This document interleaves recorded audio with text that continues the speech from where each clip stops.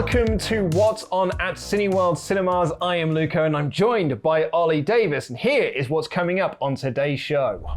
We'll be reviewing Shang Chi in all of its spoiler-free glory. I'll also be sitting down with Awkwafina to talk about the movie. We'll take a look at the other big releases this week. And we'll give you details about how you can relive Harry Potter on the big screen.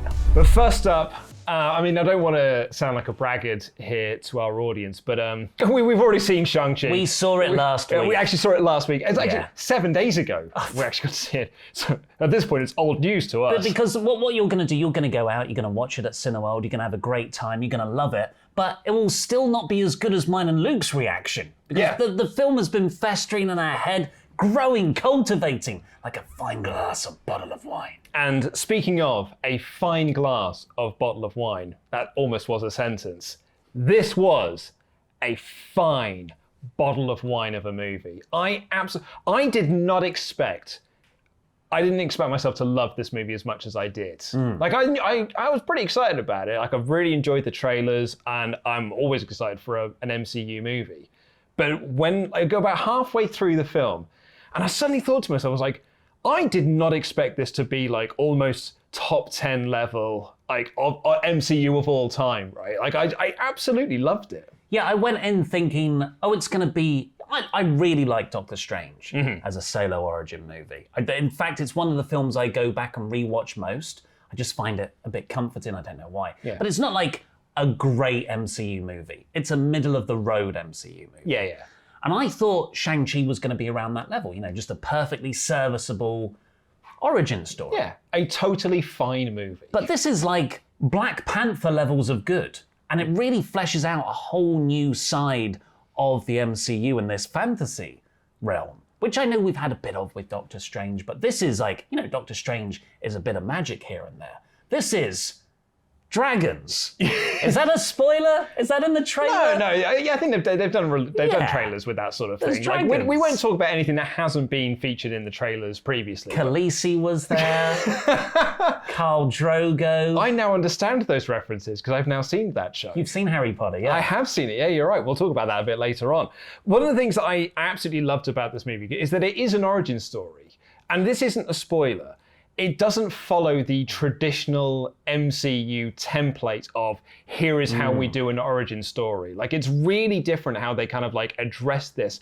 And Awkwafina's Katie is essentially like your vessel. Like she is the avatar for us as the audience, discovering along the way Shang-Chi's kind of like origins and stuff, and the stuff with his dad and with his other family members. And like it's like every now and again, it's sort of like every new scene, you find out something new about all of these characters and about this world. Yeah, Shang-Chi is already fully formed as like he knows his powers, he's a pretty good fighter. But yeah, like you said, it's Katie who doesn't know that at the start. And this isn't spoiler stuff. But man, I'm so glad you can get right into the fight sequences because they are honestly astounding. And I'm trying to think. I love MCU. I love nonsense 40-minute stuff falling out of the air. Oh yeah. As much as the next guy. Love it. But I also do like action scenes that make sense and have an element of originality about them. Completely agree. And it's got that, right? Like the opening action sequence to this movie is genuine. Like I was blown away by how, I was like, this is awesome. And like, because I'm a bit of a basic bitch, right? Like, and I was, and I am, honestly. And this is going to be the most basic thing you can possibly say. It's a bit like Crouching Tiger, Hidden Dragon in a way. It's sort of like as a westernized sort of like look at how these movies are and these sort of action sequences that have been in sort of Eastern culture for decades and decades and decades. And it was like that done on an MCU scale. And that's what I really like, because you've got the Crouching Tiger, Hidden Dragon stuff, sure, and they're moving their feet and the leaves come up with the wind and that's kind of a weapon, and then they just hop around on top of rooftops and stuff. An excellent impression of Crouching Tiger, Hidden Dragon. Yeah, doing their flappy arm Yeah. chasing. Were you part of the movie? I was a consultant. Oh, really? Yeah, on Crouching Tiger, Hidden Dragon. I can clearly tell. They were like, those movement patterns are unlike anything we've ever seen. And it's really stuck with you as well. Like it hasn't... It's like riding a bike for you there, because I assume you haven't done that for like 20 odd years. No, I do motion capture on a lot of... Do you Really? Yeah. Martial arts films these days, when they need someone to just chase. Which happens a lot. They double me up. Yeah. Like there'd be about 20 of me, but I'm just the henchman. Right. And you see that, and they're all running along like that. Okay. Anyway, you've got that side of things, but then you've got what my favourite part of martial arts cinema is, and that is more the Jackie Chan style, the Buster Keaton style approach to fight sequences, where he's just getting beaten up most of the time. He's not like a Bruce Lee who's beating up everybody and that's the draw. It's, oh my God, I don't know what I'm doing. I'm tangled up in the telephone wire and I've also got to be hitting this guy over here while helping a baby. Yeah, totally. There's so many things going on. And that's what you get with Shang-Chi. Like, honestly, not the opening, but the first proper fight sequence that takes place in the tram is just all like that. He's being hit as much by the tram rails and stuff as he is by the other people. They actually posted up some of the stunt work they did yesterday, and it is like the guy doing it himself, and like he did it in slow motion. It looks so cool, and you've seen it in the trailers as well. That sequence that's on the tram is absolutely awesome, and I think I was sold on the first action sequence. And then when that happened, and actually I was really sold on the relationship between Shang-Chi and Katie, which is just absolutely gorgeous. And then that sequence on the tram, I was like, oh, this is great. And what I love about it as well is that it doesn't feel like an MCU movie in like the best way possible. I know there are a lot of people who are really down on the MCU post-Endgame, which is like, actually a lot of these movies are basically the same movie and they all follow the same structure and the same format. This doesn't feel like an MCU film. What it feels like is, like the first phase, like phase 1, is of a certain style. And then phase 2 is kind of more Joss Whedon-y. And then phase 3 feels really like the Russo era. This does feel like a new approach to their movie template. And almost a more mature approach, because by the end, there's some very impactful moments. It isn't just stuff falling out of the sky, faceless army of people that they have to fight off. It's actually, for Marvel standards, a relatively low-key affair. Yeah. And maybe you'll slap me in the face once you've seen the final sequence, because it is still bonkersly spectacular. But what I'm getting at is that you feel emotionally connected to pretty much everyone on screen as it's happening. Oh, I completely agree with you on that, because they do a really good job throughout the movie of getting you invested in all of these characters, all of their plights, all of their wants, all of their needs, which also brings up one of my favorite things about the movie. And it's something you said to me when the film ended. You were like, a decent villain. Which are but is he a villain? But they're uncommon in MCU movies a lot of the time, particularly in origin stories. But this is an MCU origin movie that has got a really, really good villain. Yeah. I'm trying to think, because Marvel's Rogues Gallery really, for the cinematic universe, Thanos, Loki, and then when you get into Baron Nemo, you're almost kind of reaching a bit, because he is a good Baron Nemo? What did I say? Well, you called him Baron Nemo. You mean Baron Zemo? Yeah, I was close. Or is it just like, have I missed an MCU movie where Nemo becomes a bad guy and he's sick of like swimming through the ocean and stuff, hanging out with Dora, doing that again? He's also running the rooftops. Oh, did you do that as well? Yeah, did you do the motion capture for Nemo, for Baron Nemo? MCU. Baron Zemo. Anyway, I would put Tony Leung's bad guy in this above Finding Nemo. Most of the bad guys in Finding Nemo. Which is... The dentist? The kid in the dentist? The goals? They don't feel that bad. I think the kid in the dentist is probably the biggest villain in Finding Nemo. I guess the goals are more like psychotic. I'm going to eat you. Yeah. Mine. This is a spoiler-free review, so we're not going to dive too much into this, but... Batman's there. Oh, man, we said that we weren't... Okay, well... I think it needs to be said now. Outside of that one... You got to promote your stars. Like, they should have said CM Punk's going to be at AEW to do a better number. You advertise Batman's going to be in Shang-Chi before people get to the movie. Well, I was actually chatting to a friend of mine about this at the weekend, and he said to me, how connected to the wider MCU does this movie feel? And I said to him these words, surprisingly a lot. Yeah, but it's not in your face. No, it's just it like isn't. it's not hampered in the way that Thor: The Dark World was, or Age of Ultron, where it's like, oh, we've got to press ahead this larger story at the expense of this individual movie. Mm-hmm. What it does is it just exists in a world where these other characters from other Marvel films do too. Yeah. And they interact as you would normally. Yes, there are a ton of cameos in the movie. A lot of people are like, oh, I can't believe they gave away the, Abomination and Wong are in the movie. Like, they're not the only ones. Let's just put it that way. Yeah. So for me, to kind of wrap things up a little bit, for me though, I think this is in my top 10 MCU movies. I haven't really looked at my list, but my gut instinct is. Are you getting it out now? We should get it out now. Cool. Right, let's do it now. I haven't got a list. You know, but I've got a Wikipedia page that tells me the list of the. Well, I'm signing in because I do have a list. I bet you do. Okay, so this is what my current top 10 looks like. And I enjoyed it more than that. You should probably say what they are. So your top 5 are... Top 5 are... In order. Captain America the Winter Soldier, Avengers Endgame, Avengers Infinity War, Civil War, Guardians of the Galaxy.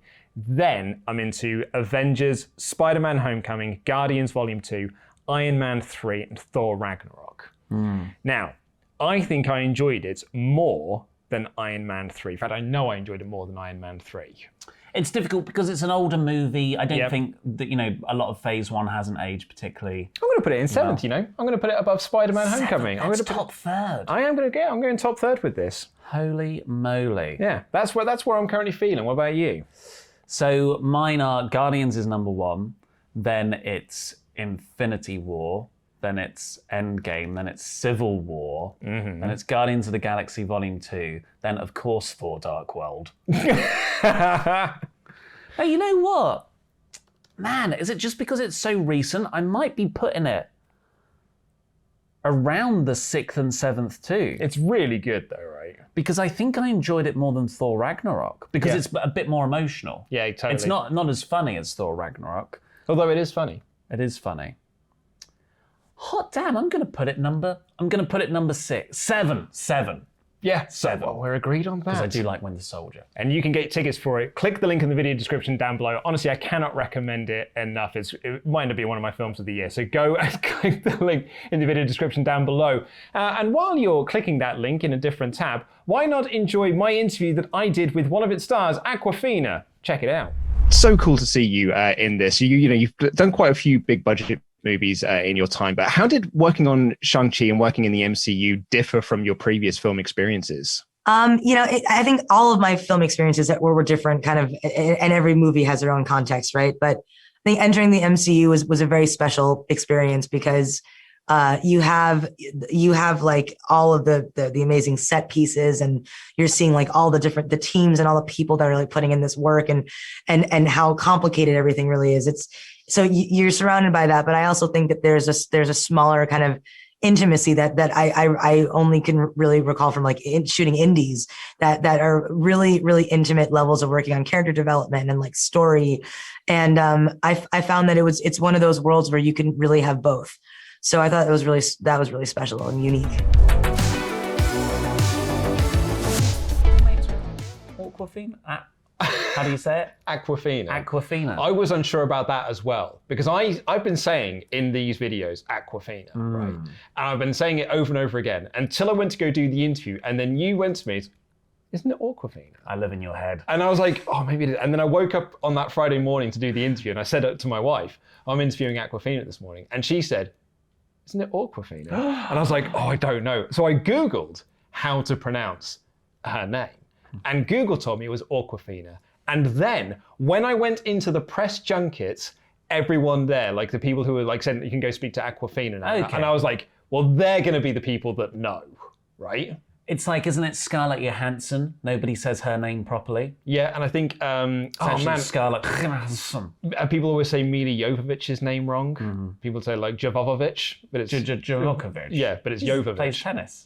It does, yeah, they're good at it as well. Anyway, so Shang-Chi isn't the only movie that you can go and see this week, though I would highly recommend that you do. Some people aren't into MCU movies. There are other films to check out, one of which is Here Today, which looks like a fun little comedy drama, and it's from Billy Crystal, who, I really like Billy Crystal and stuff. When Harry Met Sally is one of my all-time favorite movies, so I would totally be on board for seeing this. Monsters Inc.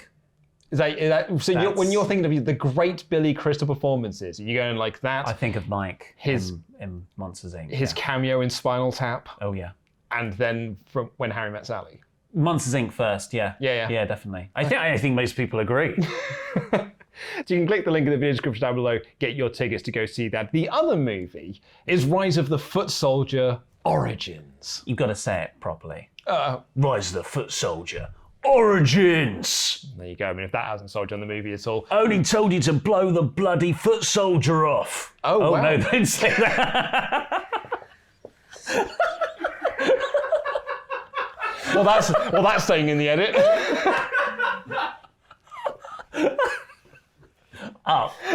Should have gone up. No, we're blowing them off now.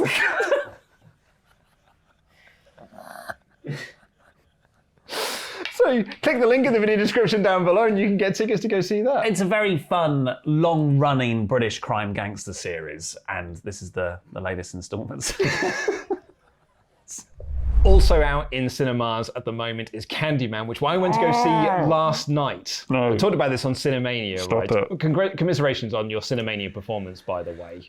Just building up steam for the eventual comeback. Which I very much look forward to. But I was talking to current champion Sophie about the movie, and she was talking about how much she really enjoyed it. And I went to go see it last night. And it's great. It's really, really good. It's had a bit of a mixed reception, actually, from some critics.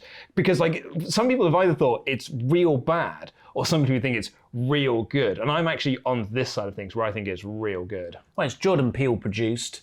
The sort of rich lore that you can tap into with Candyman is very exciting. So surely it's good. Oh yeah. Oh God, I just get so scared even just thinking about it. Yeah. I mean, how many times have we... You've only said it once. I have. I might have said it twice. Candyman 3. What the hell, man? Well, I'm not saying it in a mirror, so it's all right, isn't it? There's some reflective surfaces around. You know what? Like, because if you look into the camera, I can look there's into a the lens there. there. The lens of your eyes, I suppose, is a bit of a reflective surface. Yeah, I think that's a reach. But the lens is... Oh, but the lens of the camera's all right. Yes. Yeah? I mean, underneath that is a TV with a reflective... Yeah. So would you get real spooked if I looked into that reflective surface and started saying Candyman? Well, that's 4 times now. No, honestly, I don't like it. I would not like you to do that. Yeah. If you have to do it for the purpose of a bit, sure, but I'm not, yeah. Well, I think it'd be mean for me to do it. But do you know what Christina Aguilera song I really like? Don't. Genie in a Bottle. It was Genie in a Bottle. You can also go see Free Guy, the Paw Patrol movie, Snake Eyes, G.I. Joe Origins, Jungle Cruise, Space Jam, A New Legacy, and The Suicide Squad. I don't think I really need to ask you this question, but what's your pick of the week? Paw Patrol. Oh yeah, really? Yeah, really. Surprising. Dig it. Of course it's Shang-Chi. Loved it. It really is. I was blown away by how good it is. And I can't wait for more people to see it so I can talk to them about bits in it and where things could possibly go. Yeah, same here. A little bit of news to quickly talk about as well, just to get people a little bit excited. Because I don't know if you've heard of this movie. A little James Bond movie called No Time to Die is finally coming out at the end of this month, and tickets go on sale for it on September 13th. I'm going to book a reminder. I'm going to book a reminder to book. Wow. Okay, yeah, you do that right now. I mean, God, when was that first meant to come out? Last 2015, May? I think. But you can pre-book your tickets for the 20th anniversary screening. Can you believe it? 20 years since the release of Harry Potter and the Philosopher's Stone. It's been 20 years. I went to the pictures to see that first time round because I had read the first book and only the first book. And like my parents took me to go and see it. And my reaction to it was like, fun little kids movie. And I remember my mum and dad being like, man, that acting is so bad. Like those kids are real bad. But like, I think Ron got better. Yeah, exactly. Yeah, I mean, the acting did improve, but the magic I think is still there. I think Christopher Columbus is a very fun director, and I think that the movie really does still kind of hold up. I thought it was more of a Christmas release Because I think of Harry Potter, particularly the early ones, the Christopher Columbus style, those like snow-covered Hogwarts scenes when Harry stays there. When it's at Christmas, Yeah. It's a term time thing. Yeah, that's the way the films are structured. So I can actually tell you off the top of my head that the film came out on the 16th of November, 2001. 2001. I didn't just Google it then. No. Thanks, Rich, for the edit. But yeah, so like it's basically pretty close to its 20th anniversary. Where do you stand on this whole 20th anniversary thing? Because a lot of people say it's not really the 20th anniversary. It's been 20 years since the movie was released. Yeah, I don't care. No, neither do I. But anyway, you can pre-book tickets for that. It is at the end of October, the 29th to the 31st of October. Re-experience Harry Potter on the big screen at Cineworld Cinemas. And we've still got some event cinema still to come, which includes Mick Fleetwood and Friends on the 7th of September. That's next week. The famous Oasis Knebworth concert. That's on the 23rd of September. And on the 27th of October, Cliff Richard, The Great 80 Tour Live, which does not feature Noel Gallagher. And this is history. No, Noel, it's Knebworth. But that's all we've got time for on this week's edition of What's On at Cineworld Cinemas. But hey, Ollie, did you know that this isn't just a video? You can also listen to this as an audio podcast. Now you may be thinking, but I've already heard you talk about this on the video version. But what if I were to tell you, I'm going to answer the question before you've asked it. There's bonus content, there's extra intros and outro content where we're going to answer your YouTube comments. So the comments that you leave on this video, we're going to talk about in next week's podcast. Oh, sign me up and definitely leave a comment saying, hey, Ollie, your hair looks great. Do that as well. Tell us about the films that you've seen. Tell us about the films you're looking forward to. Ask us questions. We'll be going through your comments on the podcast. It's available on Apple, on Spotify, wherever you get your podcasts from. But until next week, I've been Luke and this has been Ollie Davis, the man who essentially taught the Shang Chi crew everything that they need to know. And that's been What's On.